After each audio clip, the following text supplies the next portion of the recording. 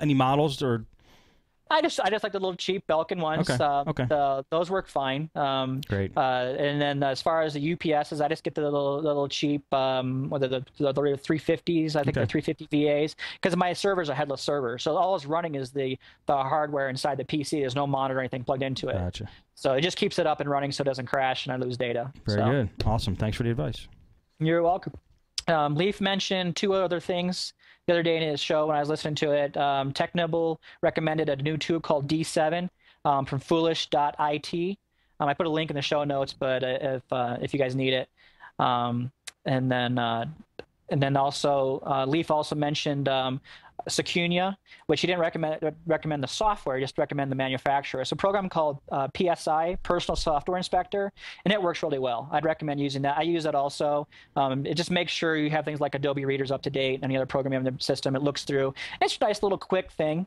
For customers, if they realize their software's out of date. Matter of fact, my next newsletter, I'm actually going to have this link available in my newsletter to my customers. Say, hey, run this program and see if your system's out of date. If you have a hard time updating your programs, give me a call. And there's a job. All right. So I'm going to do stuff like that. Love my netbook. Didn't think I'd like it. I got one. I tried it on a job one day. I was doing one of my small businesses. It's a candy factory here in town.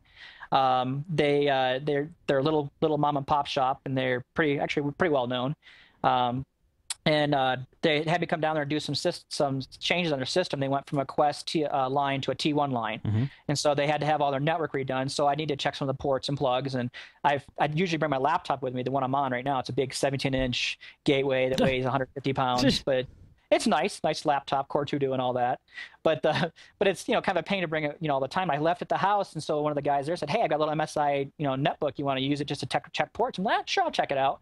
That thing was so nice. It was just plug it in, real light, run around with it. So that job, I basically did that job for free. I basically got paid for it and went straight to Best Buy and bought me a netbook. So I got a brand new gateway. The model number is LT2802U. First thing I noticed was running Windows 7 starter again using my TechNet. I went ahead and upgraded it to a full version of Windows Home Premium, and I also noticed I had 1 gig of RAM. So I thought, well, I want more memory in it. I had no idea how to open it. I looked on the forums. It turns out this model was just released. Nobody had anything on it. How to add memory to it and open it up. Did a Google search. Nobody had it. I even called Gateway. They said that model's so new we don't even have information on it.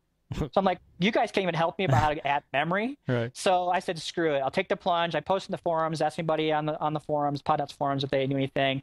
Everyone said, maybe there's a couple of places you could look, or to pop some tabs off or something. There's only 2 screws in the bottom. So you know what? Nobody's made a tutorial, so I'm going to do it. So I stayed up really late that night, tore apart mine, and took pictures, made some mistake, broke some pieces, but I got it figured out. Nothing major that I couldn't break. I took pictures.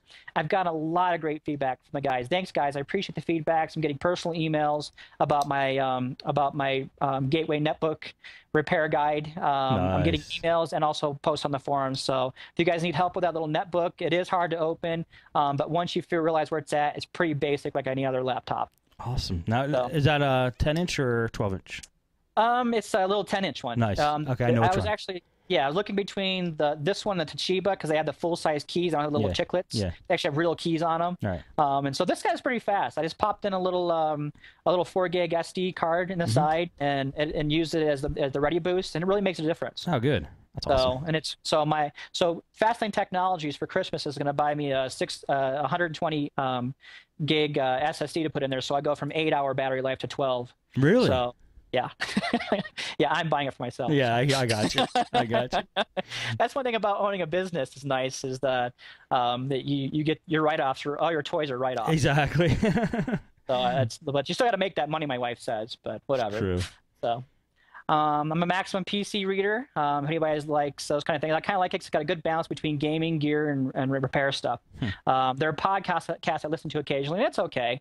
I'm not big into the end section. They got one of the guys rants and there's a lot of profanity and stuff. And it doesn't move my needle. I got little kids here. I usually listen to stuff in the shop while I'm working, and I've got little kids, and they don't need to hear that stuff. So yeah, I listened to it a couple weeks ago. It's all right. Yeah. Another little quick tip, don't forget to activate the operating system before it leaves your shop, and things like Office, QuickBooks, and Adobe products. I get lots of phone calls, especially when you leave the job. It kind of sucks, especially if they're far away. Activate them, make sure they're working. So sometimes you have to call Microsoft and just let them know to reinstall. But if you don't do that, it'll save you a trip or save you, because a lot of times they don't understand how to call Microsoft, or you try to do it for them, it's kind of hard to do it. Right. So. Right. So I got some business tips, but I don't know if we're ready for those, or do you want me to hold off on those? How you doing? I'm got to think. You're on such a roll. Okay. How much more do you think you have?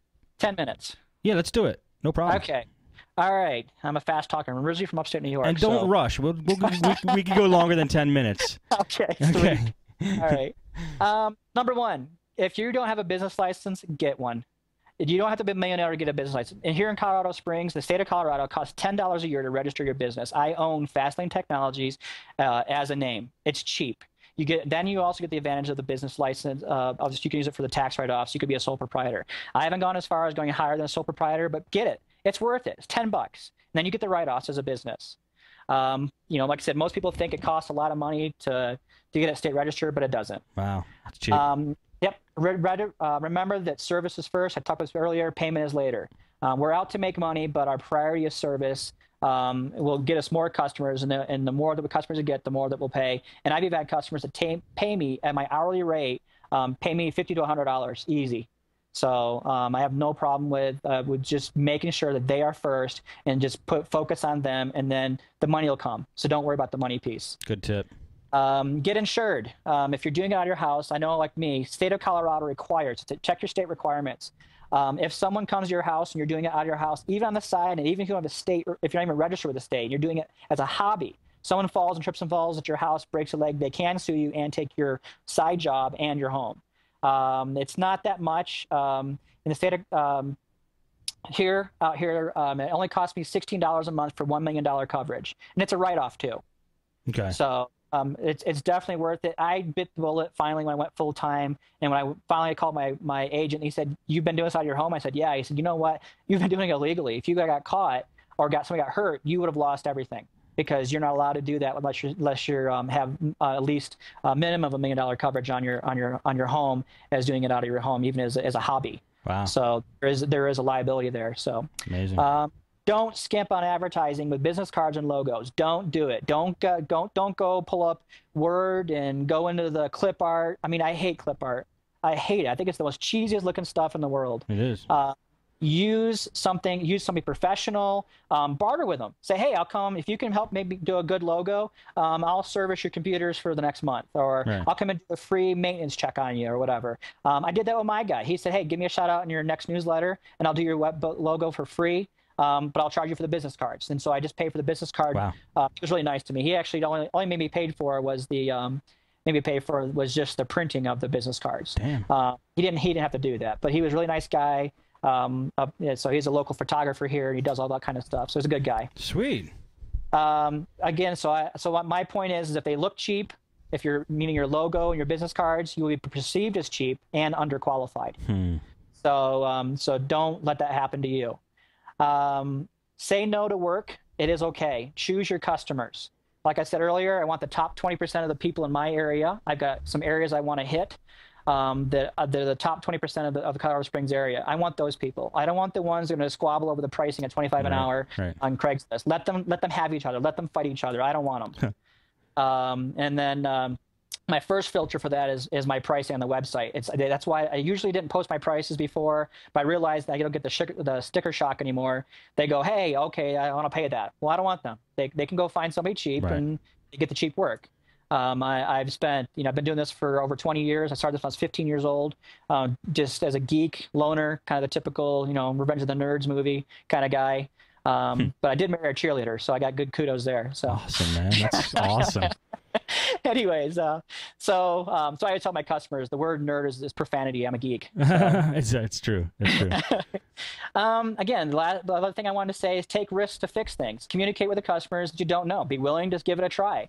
Like I said, I'm fixing the Dell Streak. I'm fixing monitors, laptops, installing cameras, installing AV equipment. Yeah, I mean, I think Steve D talked about this a while back, saying that he went to a customer's house and they said, yeah, you know how to hook up my DVR or something like that, or my VCR or whatever. And he said, yeah, I'll hook it up while you're there, and just include it as part of your rate or whatever while you're there, and just do it. Typically, just help them out. They love those little things, and they'll refer you to their friends. Yeah, I mean, I think one of my favorite lines was always, I could, when they ask you something, no, but I can research it. Like, do you know how to do this? No, I could research it. My little joke is my customers. Well, I can ask my IT department. And they're like, what? I said, yeah, Google.com. So, my last tip is a recent one that I've actually been piddling with, and it's actually working out great. Reach out to other small techs in your area if you have a small business. They have a small business too. I contacted a guy named Doug at a PC Helper, and he's at apchelper.com. Another guy, he's small like me, does it at home, has a family. We went and met for coffee. And had a good chat, and I need a backup guy. I want to go on vacation. Who's gonna take up my people when they need emergency service? Right. So we chatted and talked. I turned him on to Podnutz. So Doug, if you're listening, hey buddy, and hopefully you're welcome to Podnutz and love it. So thank you for introducing him to Podnutz. Absolutely. I was going to talk about my other geeky stuff, but I know we kind of have a little fun here. I want to talk about a couple games. Yes. Age of Empires Online free. My wife games with me. She loves it. It's pretty fun. If you like the old Age of Empires, they've actually kind of cartoonized it. It's kind of cool. The game I'm playing when I don't have to play with my wife is the Deus Ex Human Revolution. So that's my bang up, shoot 'em, kill 'em, bloody, gory game. It's kind of fun to play. And then again, like I mentioned earlier, I have a little Ubuntu P4 machine that's running as a Minecraft server. My 10-year-old son loves to play. I play with him. Now, so as a Minecraft server, what do other people log in and use it? Oh, I have it just for me and him. Okay, I so I don't have it set up to go out. It's just him and I. Right now, we're using the mine carts to make roller coasters. So he's having a blast doing that. Oh, man. That sounds awesome. Yeah, it's pretty fun. So a demo game, my next purchase of a game. Again, I'm a big Steam fan. The demo game that I tried called Bastion. If anyone hasn't tried it, check it out. It's pretty cool.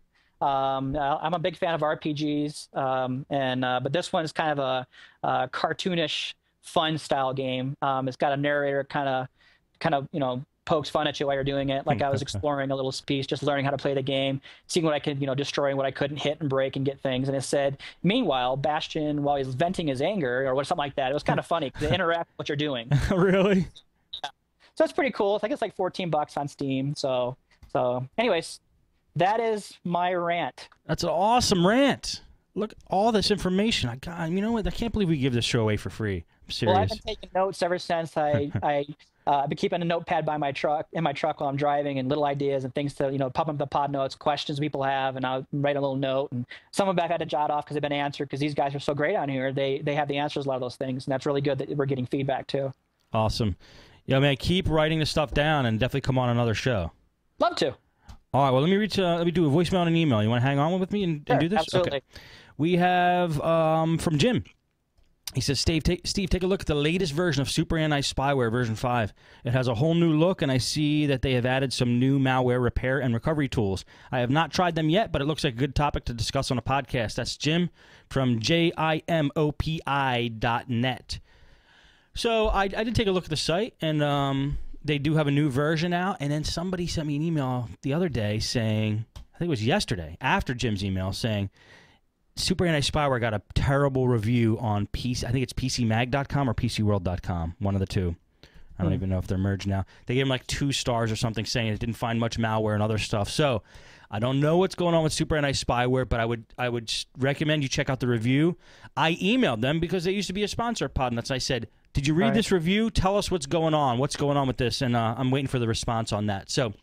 Yeah, I don't think it was Maximum PC because I subscribe to them and I read it pretty much faithfully. I haven't seen anything about the review of that. Yeah, it wasn't Maximum PC. It was either PC World or PC Mag, one of those. Oh, PC Mag. I'm sorry. Yeah. Yep, gotcha. It was one of those, but I emailed them because I want to know if it was an unfair review or what's going on. So yeah, really? Yeah, because I use it all the time. Yeah, works great for me. A lot of guys do. So just take note of that, guys, and let me know what your experiences are using that. Jim, thanks for the heads up on the new release, and I hope that it's good. I definitely do. Yeah. I like those guys.